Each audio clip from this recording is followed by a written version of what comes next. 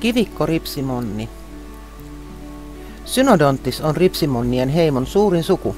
Siihen kuuluu yli 130 lajia. Lisäksi lajien välillä on monia risteytyksiä, joten lajien tarkka tunnistus on joskus hyvinkin työlästä. Lisäksi eri lajeilla voidaan käyttää samoja nimiä. Esimerkkinä videomme kivikkoripsimonni Synodontis lucipinnis, jota kutsutaan myös laikkuripsimonniksi. Kuitenkin laikkuripsimonnin tieteellinen nimi on Synodontis pardalis. Toisaalta tutkijat ovat pohtineet sitäkin, että kivikkoripsimonni olisikin sama laji kuin keltaripsimonni Synodontis petricola.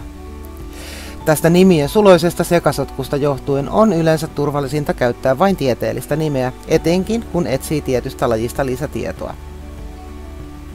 Kivikkoripsimonni on alkujaan kotoisin Afrikasta. Se on endeeminen Tanganyikajärven Musenderoksin alueella. Tanganyikajärvi on pinta-alaltaan Afrikan toiseksi suurin ja koko maanosan syvin järvi. Sen syvin kohta on lähes 1,5 kilometriä.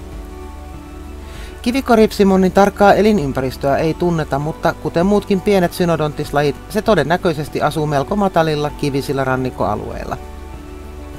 Tanganyikajärvi on ainakin akvaristeille tuttu persoonallisista vesioloistaan. Järven lämpötila vaihtelee sen syvyydestä riippuen, keskimäärin lämpötila on 22–28 astetta. pH järvessä on jopa 9 ja veden kovuus lähelle 15. Myös akvaariooloissa Tanganyikajärven asukit kaipaavat kovaa ja emäksistä vettä, joten altaissa käytetään korallihiekkaa tai muita vettä kovettavia aineita, jotka auttavat pitämään veden kovuuden ja pH sopivana.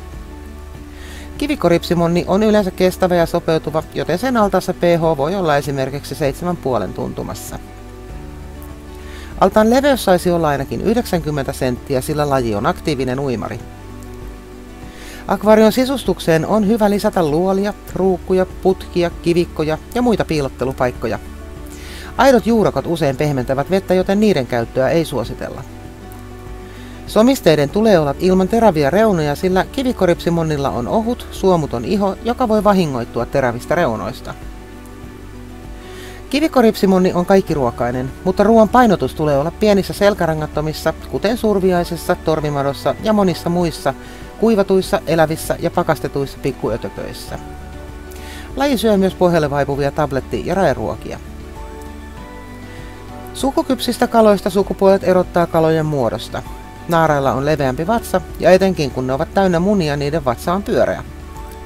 Naarat ovat usein myös koiraita korkeampia. Koiraat ovat pidempiä ja ohuempia ja vatsa ei pullistu kuten naarailla. Kivikkoripsimonni kaipaa lajikumppanien seuraa, joten niitä on hyvä hankkia vähintään 6, mielellään yli 10 kalan ryhmä. Luonteeltaan se on sopuisa, joten se soveltuu seura-altaisiin esimerkiksi monien afrikkalaisten kirjoahventen kanssa. Tärkeää on, että kaikkien kalojen vesivaatimukset täsmäävät keskenään. On myös hyvä muistaa, että tälle lajille pituutta tulee noin 10 senttiä, joten aivan pikkuriikkiset lajit, kalojen munat ja kalanpoikaset saattavat päätyä ruokalistalle. Kerromme mielellämme lisää tästäkin lajista. Tervetuloa akvaariolinnaan!